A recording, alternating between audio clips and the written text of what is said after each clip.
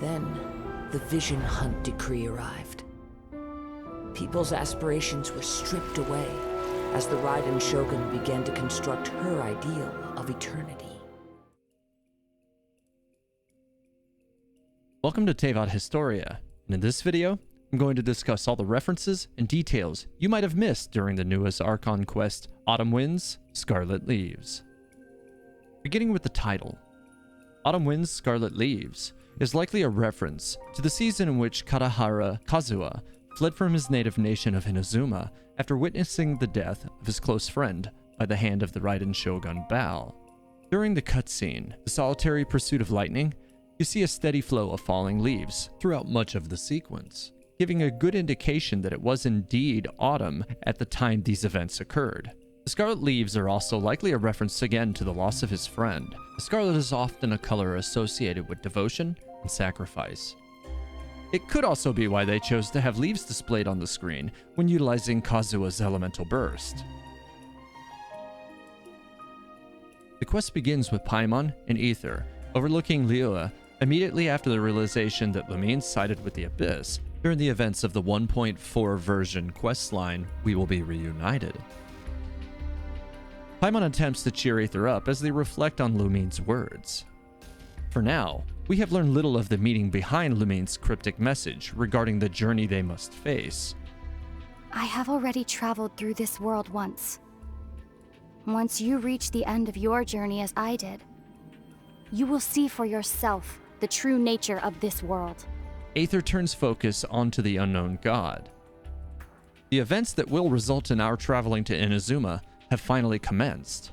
Beginning with Atsuko, the refugee from Inazuma we helped briefly to find work for shortly after she arrived in Liyue during the questline A Quiet Day in Liyue Harbor.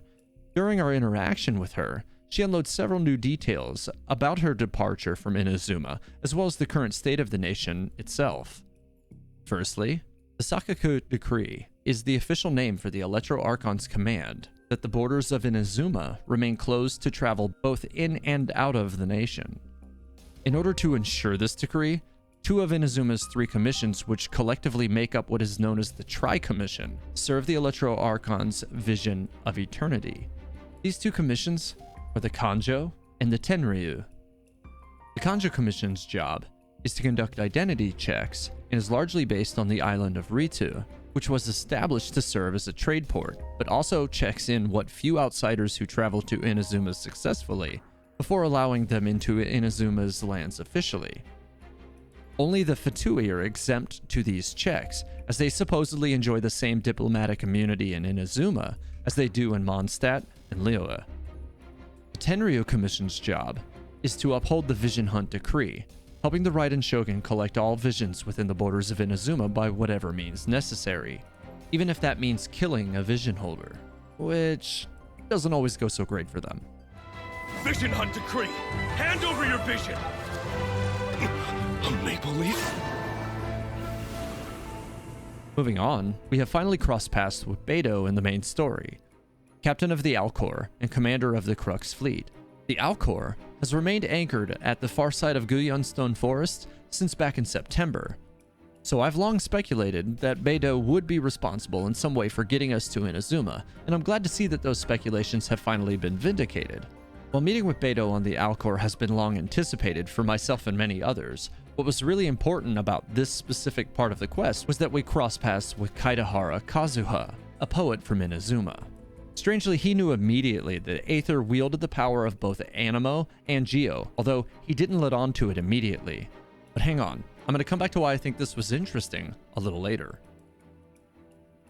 As the questline progresses, we find out that the main prize of this year's Crux Clash is a masterless vision. This was provided by Kazuha, and the Clash's goal was to award the vision to anyone who could awaken said vision. This vision is later revealed to be the former Electro vision of Kazuha's lost friend from Inazuma. Stealing this vision at the moment immediately after his death was the event which resulted in Kazuha seeking escape from Inazuma. Kazuha wants to find out if it's possible for his friend's vision to be awakened once more.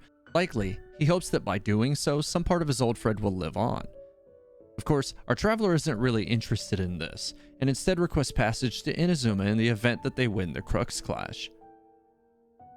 Once everyone has reached the Crux Clash battleground area, our traveler meets their rather modest competition. Here we learned of the Liangshan clan, a likely fraudulent clan charging its members a tuition fee, and in exchange, they teach a breathing technique which is intended to help the students learn to master the art of force dispersal. The two members here have no luck mastering this ability. In fact, this art encourages the students to pretty much just stand in place and trust that their chi will deflect punches. Yeah, that guy's definitely full of it. Anyways, I'll be curious to see if this clan comes back for some sort of side quest in the future where we reveal their master to in fact be a fraud. During this portion of the quest, Chai and Liang did mention the reason that they wanted to compete in the clash was to win the vision, after mentioning that a vision wielder was recently noted in the ranks of the Guhua clan, and since that person's arrival in the clan, that clan has begun to reassert itself. This is a reference to Xingqiu, who frequently refers to himself as a member of the long-declining Guhua clan. Coming back to why Kazuha noticing our traveler having the scent of earth and wind was important. Since a young age, I have been attuned to the tidings of nature. I hear the breath of the wind and the whispers of the leaves. This is an interesting ability, if not somewhat cryptic, but one that might not be as unique in Teyvat as it seems. The Viridescent Venerer is also described as having had a similar ability during the era of the Cataclysm. It's interesting to note here that Kazuha is an Anemo wielder, and Viridescent's respective artifact set is one that provides benefit to Anemo characters, suggesting that even though the two possess abilities that result in greater attunement with nature, the skill set is one that is sometimes awarded to Anemo wielders as opposed to Dendro, although we don't have any official confirmation that Viridescent is or was in fact an Anemo wielder, but it is highly suggested as a result of her artifact set providing benefit to Anemo wielders. Kazuha would again use this ability later in the quest when hunting down Faye the Flyer after he stole the Masterless Vision, claiming that his thieving techniques could not fool nature. Additionally, Kazuha draws attention to the traveler and Paimon's scent, while the screen pans more intensely towards Paimon in this moment, possibly intending to further draw our attention to the many mysteries of her character, specifically a scent of celestial presence, it would seem. We did find out during the We Will Be Reunited questline that our traveler is frequently hiding things from us as the player, but this also gives me pause that maybe Paimon is also hiding details from us and the traveler. Continuing on, Kazuha brings up a point that often comes up in spaces where Genshin theories are discussed, that each of the 7 must have their own criteria for granting visions. Then asks if the current Electro Archon may have gained reason to doubt that criteria, and also again confirms that no Electrovisions have been granted for quite some time. Which, we can then extrapolate whatever occurred to cause Bao's shift occurred within the past few years, as the noteworthy Electrovision wielder official who gained her vision at the age of 14 is still seemingly fairly young, likely somewhere between the age of 16 and 18. This helps us to narrow down when Bao experienced a shift in her priorities and first enacted the Vision Hunt Decree. Kazuha also explains to us that the Electro Archon's pursuit of eternity also has largely no regard for the people of Inazuma. Whether positive or negative, she doesn't really care, further establishing her indifference towards the people. Paimon mentions this sounds like something the unknown god, or the sustainer of heavenly principles, would do. Upon hearing this, Kazuha mistakenly assumes that they may have already met the Electro Archon, but Paimon and Aether dismiss it as having been so long ago as to not be able to confirm or deny this.